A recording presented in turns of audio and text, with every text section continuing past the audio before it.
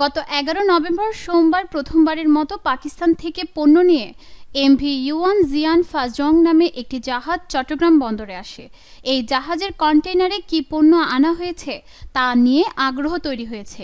এ নিয়ে সামাজিক যোগাযোগ মাধ্যমে চলছে মুখরোচক নানা আলোচনা সমালোচনা। চট্টগ্রাম বন্দরের তথ্য অনুযায়ী চট্টগ্রাম বন্দর ছেড়ে যাওয়ার আগে জাহাজটি থেকে 370 একক কন্টেইনার নামানো হয় বন্দরে। এর মধ্যে পাকিস্তানের করাচি বন্দর থেকে আনা হয়েছে 297 একক কন্টেইনার। সংযুক্ত আরব আমিরাত থেকে আনা হয়েছে 73 একক কন্টেইনার।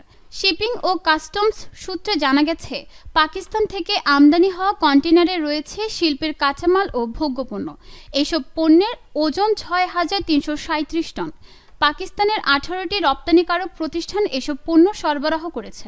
তালিকা অনুযায়ী পাকিস্তান থেকে জাহাজটিতে করে সবচেয়ে বেশি আনা হয়েছে 115 কন্টেইনারে সোডিয়াম কার্বনেট বা সোডা অ্যাশ।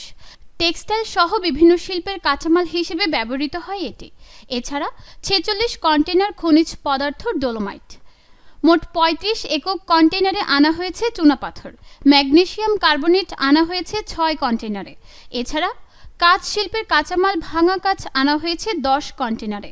শতভাগ রপ্তানিমুখী পোশাক শিল্পের কাঁচামাল, কাপড়, রং ইত্যাদি রয়েছে 28 কন্টেইনারে। একটি কন্টেইনারে রয়েছে গাড়ির যন্ত্রাংশ।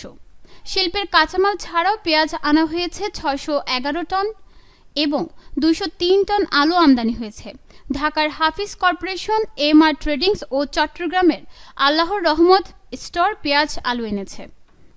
বন্দর কর্মকর্তারা জানান, পাকিস্তান ছাড়া সংযুক্ত আরব আমিরাত থেকে আনা কন্টেইনারে রয়েছে খেজুর, জিপসাম, পুরনো লোহার টুকরা, marble block, copper wire, resin ইত্যাদি পণ্য। শুধু একটি কন্টেইনারে এসেছে হুইস্কি, ভদকা ও ওয়াইন। আরব আমিরাতের ট্রুবল মার্কেটিং অ্যান্ড ট্রেডিং কোম্পানি থেকে এই পণ্য এনেছে ঢাকার diplomatic warehouse Sabir Traders. Chittagong বন্দর সচিব ওমর ফারুক জানান, জাহাজটি কন্টেইনারগুলো নামিয়ে বন্দর ত্যাগ করেছে মঙ্গলবার। আমদানিকারকেরা এখন এসব পণ্য খালাসের জন্য কাস্টমস প্রক্রিয়া শুরু করার কথা। নিউজ ডেস্ক, দৈনিক পূর্বকোণ।